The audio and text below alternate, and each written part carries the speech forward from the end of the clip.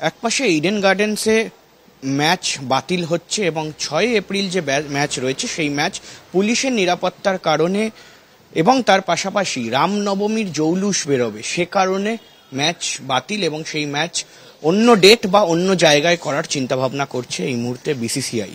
এবং তারই মধ্যে ভারতীয় জনতা পার্টি বিজেপির তরফে বিভিন্ন ধরনের কথা এসছে এবং সরকার বিরুদ্ধ কথাও এসছে। তার পাশাপাশি দিলীপ ঘোষ তাকে নিয়েও বেশ অনেক ধরনের এই মুহূর্তে কিন্তু সেই কন্ট্রোভার্সি আমরা দেখেছি। মূলত আমার সঙ্গে রয়েছেন রাজ্যের মন্ত্রী শোভনদেব চট্টোপাধ্যায়। স্যার, এই মুহূর্তে দাঁড়িয়ে ম্যাচ বাতিল করা হয়েছে এবং তার পাশাপাশি 6 এপ্রিল রামনবমীর যে জৌলুস সেই জৌলুসও বেরোবে। বিজেপি বলছে পুলিশ নিরাপত্তা দিতে পারছে না, মানুষেরও নিরাপত্তা নেই। আসলে পশ্চিমবাংলাকে অশান্ত করার একটা পরিকল্পনা বিজেপির মধ্যে আছে এবং ধর্মীয় মেরুকরণের জন্যই কয়েকদিন আগেই বলেছিল যে মুসলিম এমএলএরা যদি আসে তৃণমূলের হয়ে তাদের চ্যাংদোলা করে বাইরে ফেলে দেওয়া হবে। ফলে বুঝতেই পারা যাচ্ছে ওরা রামকেও ব্যবহার করে রাজনৈতিক কারণে এবং ধর্মকেও ব্যবহার করছে রাজনৈতিক কারণে। স্বাভাবিকভাবেই পশ্চিমবাংলাকে অশান্ত করা মনে হলো মানে শান্তি হচ্ছে উন্নয়নের পথ সুগম করে। Piece is the pre condition of development. সেখানে এই অশান্ত করার যে প্রচেষ্টা চালিয়ে যাচ্ছে সেটাকে নিশ্চিতভাবে মুখ্যমন্ত্রী মেনে নেবেন না এবং তিনি চান যে ঠিক আছে খেলা হলে মানে হাজার হাজার মানুষ যাবে, তাদের নিরাপত্তা দেখতে হবে। আর এরা সেই সুযোগে রাস্তায় বিশৃঙ্খলা সৃষ্টি করবে, সে দুটো একসঙ্গে করা যেতে পারে না। পুলিশ যে সিদ্ধান্ত নিয়েছে সেটা সঠিক সিদ্ধান্ত নিয়েছে এবং আমার মনে হয় যে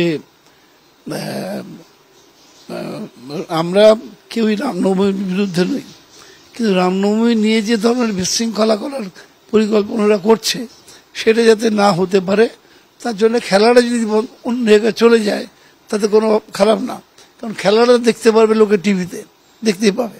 কিন্তু রামনবমীটা এখানে করতে গিয়ে যদি বিশৃঙ্খলা হয় তখন সেই জায়গাটাকে শান্ত করার জন্যে পুলিশের দরকার হবে। এই কথা ভেবে যেটা যে কাজ করেছে সরকার আমি মনে করি সঠিক কাজ হয়েছে। মূলত তার মানে বলছেন যে আগে থেকে ইন্টেলিজেন্সের কাছে খবর আছে যে কোথাও গিয়ে বিশৃঙ্খলার পরিস্থিতি কলকাতায় হবেই? অবশ্যই আছে। বিশৃঙ্খলা সৃষ্টি করতে চাইছে ওরা এই রামের নামে এবং ধর্মের নামে, যাতে করে হিন্দু ভোটকে পোলারাইজ করা যায়। এই দিয়ে কোনোদিন হিন্দু ভোট পোলারাইজ হবে না। আমরাও সবাই হিন্দু, ওদের থেকে বেশি হিন্দু আমরা। আমি মনে করি ওরা যে ভাষায় কথা বলে, যে ধরনের কথা বলে, এটা হিন্দুত্বের কথা নয়। ওরা বিজেপি মার্কা হিন্দু করে আর কি। এটা মানে ভারতবর্ষের মানুষ মানবে না, আলটিমেটলি বাংলার মানুষ তো মানবেই না। ওনারা বলছেন যে রাজ্যে নাকি একদম সাধারণ মানুষ সুরক্ষিত নয় এবং তার পাশাপাশি বিজেপির দাবি যে কোথাও গিয়ে নিজেদের দায় ছাড়া কাজ করছে পুলিশ। এই ম্যাচকে নিরাপত্তা চাইলে দেওয়াই যেত না। কোনো অবস্থাতেই কোনো ঝুঁকি নেওয়া যাবে না, কারণ যে দল এই ধরনের উস্কানিমূলক কথা বলছে, এই কথা বলার পর তার দলের লোকেরাই বিজেপি করে, যে মুসলিম ছেলেরা এবং বিজেপির যে মুসলিম ইউনিট আছে তাদের দলের সংখ্যালঘু মাইনরিটি সেল, তারা সেটাকে তুলে দিয়ে এই ধরনের কথা যখন বলছে তারা তুলে দিয়ে রাজনীতি করুক, যে শুধু হিন্দুদের দল, তারা বলতে পারছে না। কিন্তু এখানে আমার মনে হয় শুভেন্দু একটু এক্সট্রা মাইলেজ পাওয়ার জন্য এই ধরনের কথা বলছে, বলে আমাদের পক্ষেই ভালো করে দিচ্ছে বলে আমার বিশ্বাস। শুভেন্দু অধিকারী যেভাবে আক্রমণ করছে হিন্দু বিষয় নিয়ে, এবং আমরা সেটা কিন্তু বিধানসভার ভেতরেও দেখেছি, স্পিকারকেও আক্রমণ করা থেকে শুরু করে। তো সেই জায়গায় দাঁড়িয়ে আপনি এত বছর রাজনীতি করছেন, কোথাও গিয়ে মনে হয় যে বাংলার মানুষ সত্যি পাল্টাতে পারে? আমি তো মনে করি বাংলার মানুষ একেবারেই পাল্টাবে না। বাংলা অনেক প্রগতিশীল একটা স্টেট, এখানকার মানুষের চিন্তা ভাবনা প্রমাণ করে যে সারা ভারতবর্ষের যত মানুষ নোবেল পুরস্কার পেয়েছে প্রায় অর্ধেকই আমরা এখান থেকে পেয়েছি, এবং সাহিত্য বিজ্ঞানের সর্বক্ষেত্রেই বাঙালি এক অগ্রগণ্য জাতি, এবং সেই জন্যে এইখানে তো জাতপাত ধর্মান্ধতা দিয়ে রাজনীতিটা খুব দানা বাঁধবে না এখানে। দিলীপ ঘোষ আজ খড়গপুরে গিয়েছিলেন এবং সেখানে দেখা যায় একদম ওপেন ক্যামেরায় ধরা পড়ল যে কোথাও গিয়ে তিনি মেজাজ হারালেন এবং কয়েকজন যারা ওখানে মানুষজন ছিলেন যারা দিলীপ ঘোষকে চেস করছিলেন, সেই সময় তিনি বলেন যে গলা, এবং তার পাশাপাশি তিনি বলেন যে 14 গোষ্ঠী তুলব, এবং তার পাশাপাশি তিনি কটূক্তিও করেন। কি বলবেন? আমি সম্পূর্ণ ঘটনাটা দেখেছি। কোন রাজনৈতিক নেতা তার মিনিমাম সেন্স অফ ডিসেন্সি থাকলে, মিনিমাম পলিটিক্যাল সেন্স থাকলে এই ধরনের উনি বলতে অভ্যস্ত যে তৃণমূলকে সবুট গর্ত করে পুঁতে দেবো, হ্যান ইত্যাদি আগে অনেকবার বলেছেন। তারপর বাজার থেকে হারিয়ে গিয়েছিলেন, আবার দেখলাম কথাবার্তা বলছেন এবং আজকে এই ভাষায় বলছেন। প্রথমত যে মহিলারা জিজ্ঞেস করছিলেন যে আপনাকে তো 2-3-4 বছর দেখিনি, আপনি হঠাৎ এলেন কি কারণে, আপনি এখানে কি কারণে এসছেন, এই রাস্তা উদ্বোধন আপনি করবেন কেন?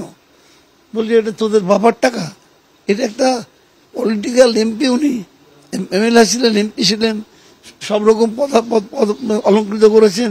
সেই জায়গায় দাঁড়িয়ে একটা দলের প্রতিনিধি হয়ে প্রেসিডেন্সিয়াল পার্টির এই রাজ্যের এই ধরনের কথা মহিলাদের বলছেন, তোদের বাবার টাকা, এটা অত্যন্ত মানে অশালীন।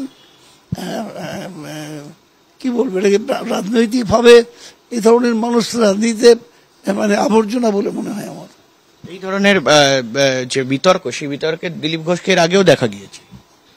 উনি তো এই ধরনের কুবাক্য বলতে অভ্যস্ত, খারাপ কথা বলতে অভ্যস্ত মানুষ।